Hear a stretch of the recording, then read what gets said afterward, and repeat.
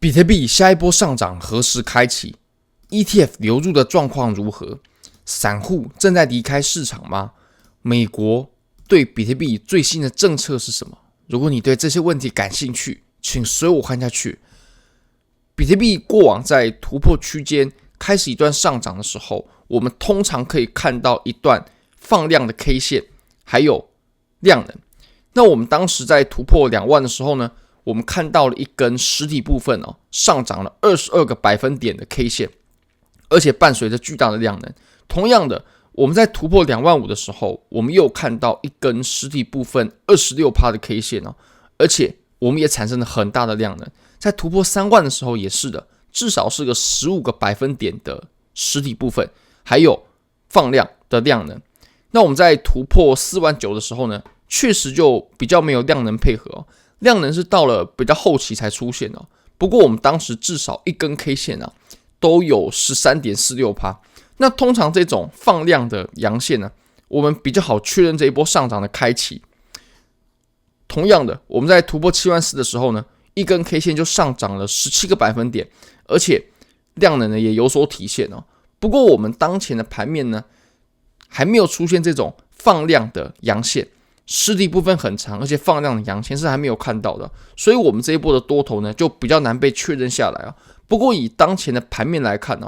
对于多头的机会绝对还是存在的。我们非常有机会在很短的时间内就突破前高，并且开始加速的上涨我们在过去几天有看到放量的 K 线，不过这2根 K 线呢，它都不是实体部分很长的阳线。我们在第一次出现放量的时候呢，我们收了一根长长的上影线，那上影线就代表盘面肯定有抛压。不过我们后面的一根 K 线又把前面的上影线很多的部分给吃掉了。那可见这2根的 K 线组合呢，其实多头也并没有表现出弱势但也不是很强势这也不是我们所想要看到的 K 线。那对于一段震荡区间来说呢，通常我们调整到了末尾如果我们的调整差不多了，如果我们的调整是充分的，那我们通常就很难见到这种放量的阴线。那放量的阴线呢，自从我们8万9以来的上涨其实是没有出现的所以目前机会呢，对于多头来说依然是存在的，而且盘面呢也是比较倾向于多头多头是比较有优势的。那我们后面一根有放量的 K 线呢，它是收十字星。那十字星的话对于蜡烛图来说呢，就比较没有倾向性所以综合来看呢，目前多头是比较有优势的，而且比特币的价位现在在10万05千左右，其实离前高点的差距呢，并不会到太多4%多的上涨呢，其实很快就可以被克服好，那我们再来观察一下目前 ETF 的流入。ETF 呢，目前已经出现了连续7个工作天的流入了不过中间有2天呢，流入的量能并不是很多。1月22号只有2亿4千多万，1月23号只有1亿8千多万这2天的流入量其实非常少那和我们所期待的连续且巨量的流入呢，是有些区别的。不过多头还是比较有优势我们至少都出现了连续的流入，而且有几天呢，它也出现了巨量那如果我们把 ETF 的流入呢画成长条图的话你可以得到这个图表。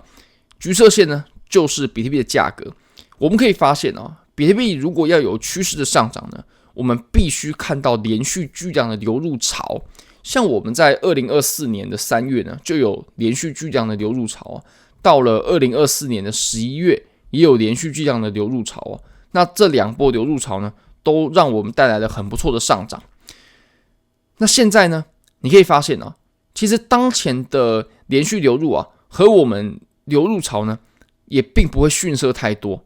和中间的震荡行情有很明显的区别中间我们在进行很长时间的调整震荡的时候呢，时不时就出现流出，那我们现在至少这几天是没有看到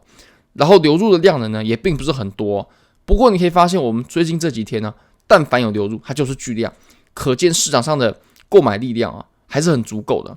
不过以太坊的话呢，就比较悲观一点你可以发现以太坊它在1月23号还有出现流出1400多万，它也终结了我们整段的流入而且呢流入啊，其实也并不到太多。1月24号我们只有900多万的流入啊，其实900多万的流入，对于以太坊的市值来说，几乎是没有流入。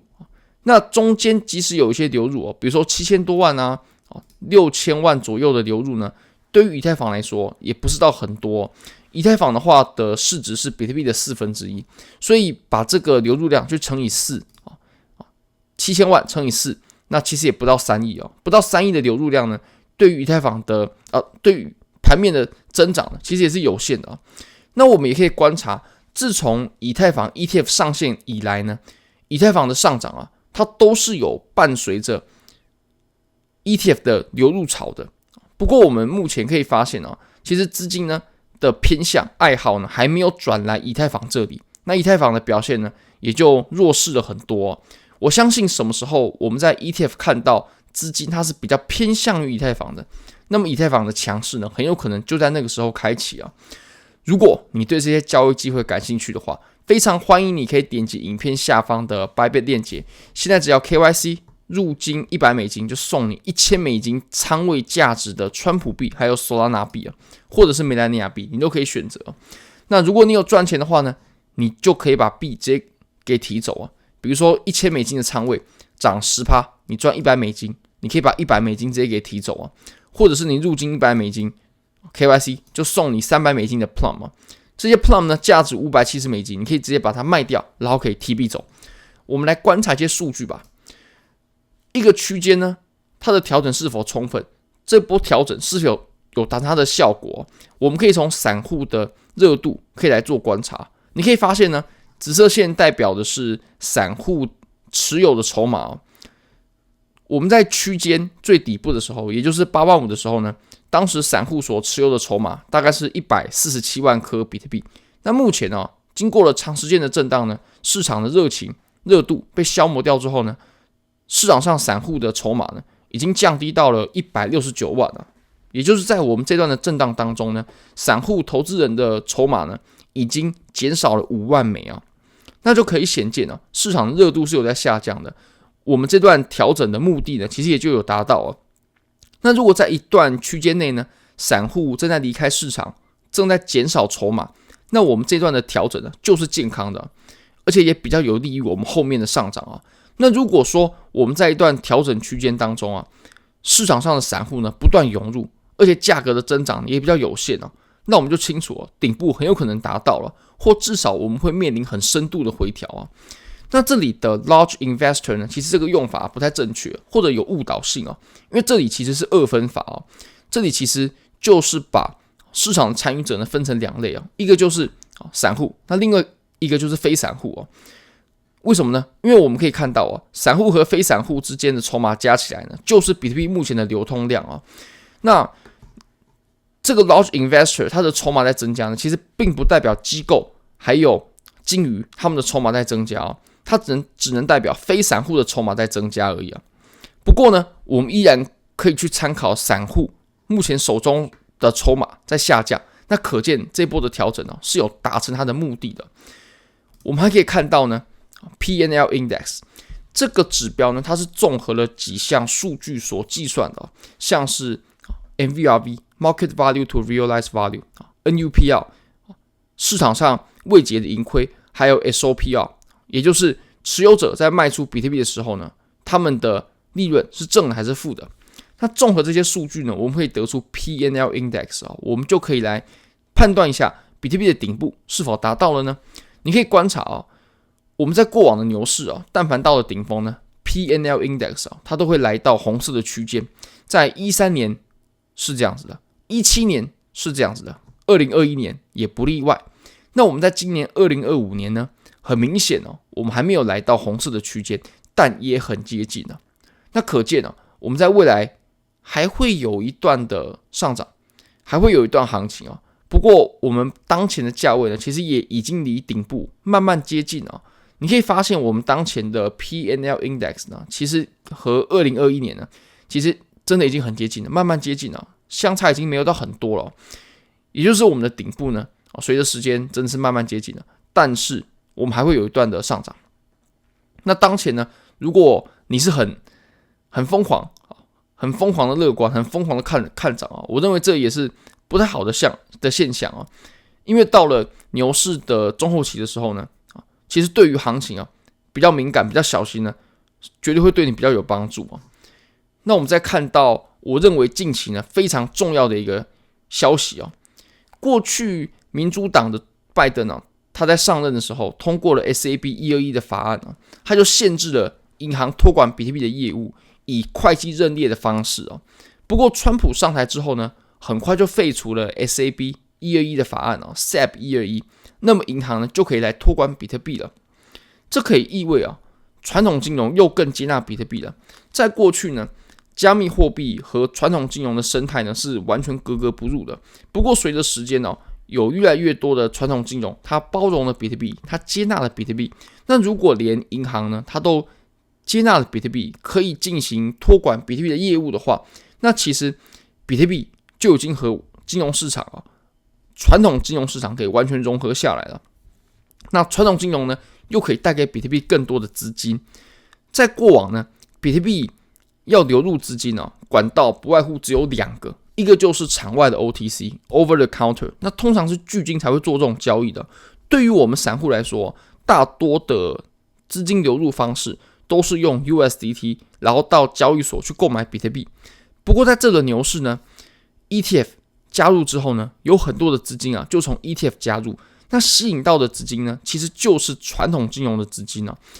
那如果银行也可以托管比特币的话，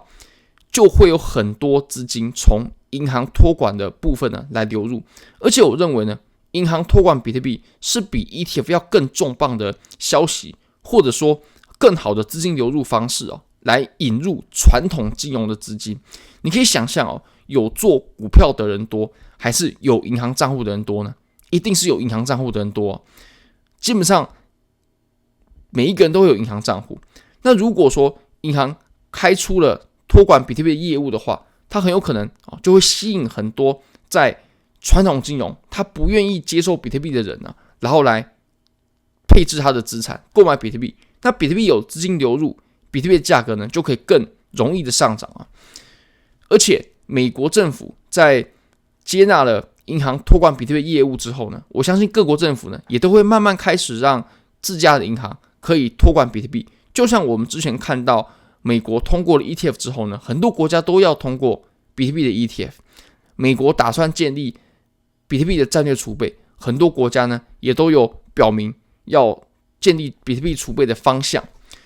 我们还可以看到最后的2个新闻目前纳斯达克呢想要让贝莱德的比特币现货 ETF 可以进行实物赎回那我们过去呢购买比特币都是透过现金的方式，现金进现金出。你要买 ETF， 你现金拿给机构，机构帮你买，机构帮你托管。那你要卖出的话，机构也会帮你卖出。你拿回来的呢，最终只有现金而已不过如果可以进行实物申购还有赎回呢，那你就可以用比特币，不用现金直接用比特币，然后放进 ETF 里面。那你要拿出来的时候呢，你要卖掉，拿出资产，你也可以以比特币的形式来拿回过去呢，我们只能用现金创建比特币的份额，只能用现金来收回，来赎回不过目前呢，我们有机会透过现金或比特币来创建份额，也可以以现金或比特币的方式来赎回。那这对于机构来说呢，就会更愿意投资比特币。过去我们只能拿现金来买比特币现货 ETF， 不过通过了实物申购赎回之后呢，我们可以以比特币来购买 ETF， 也就是把比特币直接放进 ETF 来做托管那这对于原本就持有比特币的机构来说是很大的利多如果你这个机构原本持有比特币的话，你可以直接把它放进 ETF 里面，那在认列上面会更方便，而且在保管上面呢，风险会小很多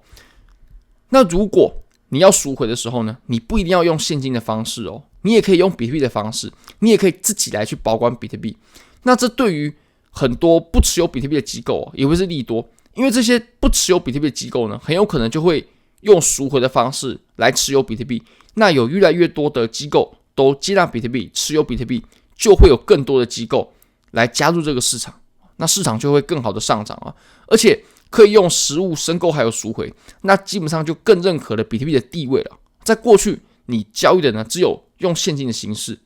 但现在呢你也可以用实物比特币来进行申购还有赎回哦。那通过之后呢，比特币和现金之间的转移就会更没有障碍，而且还可以避免一些价差、佣金等等的。不过目前的形式呢是只针对机构，如果你是个人投资者的话，是没办法进行创建和赎回的，利用实物。不过如果这套模式运行得当的话，个人投资者呢也绝对有机会在接下来就可以进行实物的申购还有赎回。但是对于比特币的生态来说呢，都会是很大的利多。最后我们再来看一下川普所进行的比特币友好政策。过去川普在竞选期间呢，有很多针对比特币、加密货币的利多政策，总共有10大项啊。虽说目前没有全部完成，不过川普他至少有在完成啊。他目前已经签署了一项行政命令，要成立加密货币的工作小组，目的呢在制定一些让加密货币友好的政策，还有希望美国可以在加密货币的竞争当中呢取得最有优势的位置，取得最多的利益。目前川普已经签署了一项行政命令，要成立一个加密货币的工作小组，一项委员会啊。大家会希望这项委员会呢可以把比特币战略储备成为事实。不过很显然中间有非常多层层的阻碍啊。那我们之前也有谈到，即使比特币最终要成为美国的战略储备呢，中间也有一系列的流程要做，有一系列的困难要克服啊。它并不会在一天内就直接完成啊。不过至少有往这个方向来努力。那最后有人说啦，川普他签署了行政命令之后是不是就产生了应该买谣言卖新闻的状况呢？川普在通过了行政命令之后呢，比特币就应声下跌啊。不过我认为对于散户来说呢，我们很难判断消息和行情之间的关联性，你不确定是不是真的这个原因有可能是其他原因我们甚至很难判断这个消息的真假，是真的还是假的，我们没办法做判断或至少我们可以做判断的时候，行情早就走完了。那会影响多深多远等等，我们其实也都不清楚